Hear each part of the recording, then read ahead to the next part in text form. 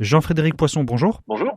Vous êtes président du parti VIA, La Voix du Peuple. Vous êtes également ancien député. Vous êtes au Mans pour une tournée de conférences-débats autour de votre livre Soins palliatifs, la vraie alternative à l'euthanasie. Est-ce que ce combat que vous souhaitez mener a été modifié par le rapport de la Convention sur la fin de vie qui a été publié le 3 avril ? Il est lié, oui, évidemment, à la publication de ce rapport qui annonce et qui préconise la légalisation de l'euthanasie et éventuellement la légalisation du suicide assisté, c'est-à-dire le fait de pouvoir ôter la vie d'une personne innocente sans motif de légitime défense, puisqu'il faut bien appeler les choses par leur nom. Et en plus du fait que cette légalisation de l'euthanasie instaurerait dans le droit français quelque chose qui est un véritable droit de tuer, nous aurions la très désagréable et mauvaise surprise ou mauvaise conséquence de voir disparaître la culture des soins palliatifs petit à petit. Et c'est le propos de ce livre qui consiste à dire il y a une très grande richesse humaine dans la pratique des soins palliatifs, nous nous apprêtons à la perdre, il ne faudrait pas que cela soit fait. Donc c'est pour ça que j'ai publié ce livre et que je l'accompagne par une tournée de conférences un peu partout en France. Selon vous, je vous cite, les soins palliatifs montrent la voie.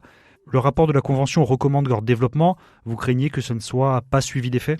C'est-à-dire que, vous savez, j'ai dû assister dans ma vie parlementaire à une bonne dizaine de débats sur la loi de financement de la sécurité sociale. À chaque fois, la main sur le cœur, on nous a promis le développement des soins palliatifs, le développement des unités de soins, le développement des lits de soins palliatifs dans tous les départements. Au moment où nous parlons, quelque chose comme une vingtaine d'années après l'inscription des soins palliatifs comme un droit des patients à en bénéficier s'ils le souhaitent, c'est inscrit dans la loi depuis 2002.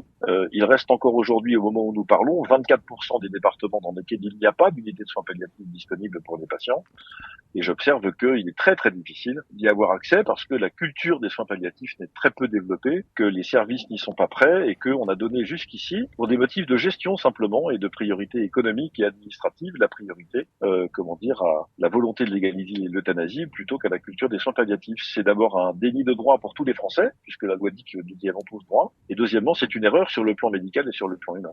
Vous pensez donc qu'il ne peut pas en France y avoir de place pour les soins palliatifs en cas de légalisation de l'euthanasie ? C'est-à-dire, ça reviendrait à dire aux personnes, au personnel de santé ou alors aux organisations que sont les établissements de soins. Le matin, vous êtes formé à l'euthanasie, l'après-midi, vous êtes formé aux soins palliatifs. Dans un premier temps, on vous forme à abréger la vie des patients dont on considère qu'ils vivent trop longtemps.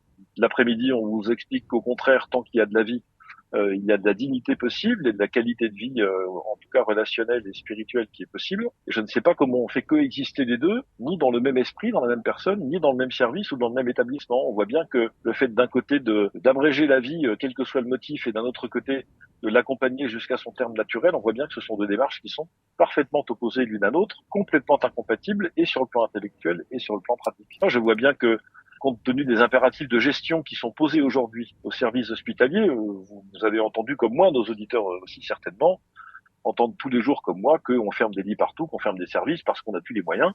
Et je suis bien d'accord pour constater avec tout le monde comme une évidence que le fait d'abréger la vie d'un patient, encore une fois, quelle que soit la raison, coûte beaucoup moins cher que le fait de l'accompagner jusqu'au terme naturel de son existence, ce qui nécessite, c'est vrai, des moyens humains importants, des moyens matériels, une présence.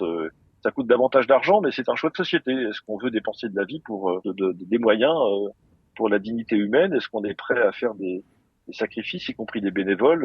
Est-ce qu'on est prêt à passer gratuitement du temps auprès de ceux qui vont s'en aller pour qu'ils s'en aillent dans de circonstances humaines belles et dignes, même si ça coûte un peu d'argent, ou est-ce qu'on abrège leur existence parce que ça coûte moins cher? C'est un choix de société au-delà de simplement la question éthique. Et justement, au sujet de la question éthique, même si on arrive, vous ou d'autres personnes, à plaider en faveur des soins palliatifs, l'euthanasie est légalisée, pour vous, c'est pas une solution dans tous les cas? Non, pour des raisons d'ailleurs qui sont racontées par les accompagnants eux-mêmes. Dans l'immense majorité des cas, en réalité, la demande d'euthanasie cache autre chose.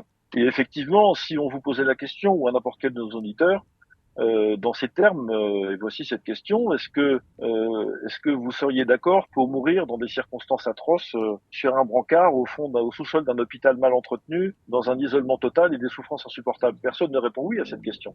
C'est évident.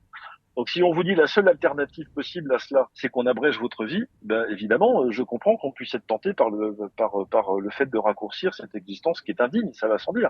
Mais il y a des solutions. Et les soins palliatifs, justement, sont cette pratique qui permet d'abord de soulager la douleur dans la quasi-totalité des cas désormais, d'accompagner spirituellement, moralement, affectivement, pourquoi pas, la personne jusqu'aux derniers instants de son existence et rompre avec cet isolement, cette souffrance, qu'elle soit psychologique ou physique, que nous craignons tous. Et cette culture-là nécessite de la part des personnels soignants beaucoup de créativité, beaucoup de générosité, une très grande solidarité, une très grande humanité, enfin, sont de très belles vertus que peut-être les soins palliatifs peuvent aider à répandre aussi dans l'ensemble de la société, au-delà simplement des soins, des services, de santé publique. Donc, effectivement, on perdrait beaucoup, on ne gagnerait rien à légaliser l'euthanasie, et même sur le plan moral, on y perdrait évidemment beaucoup. Mais en plus, on se priverait de cette très grande richesse éthique et humaine que représente la pratique des soins palliatifs. Merci Jean-Frédéric Poisson. Je rappelle, votre livre s'appelle « Soins palliatifs, la vraie alternative à l'euthanasie ». Merci à vous.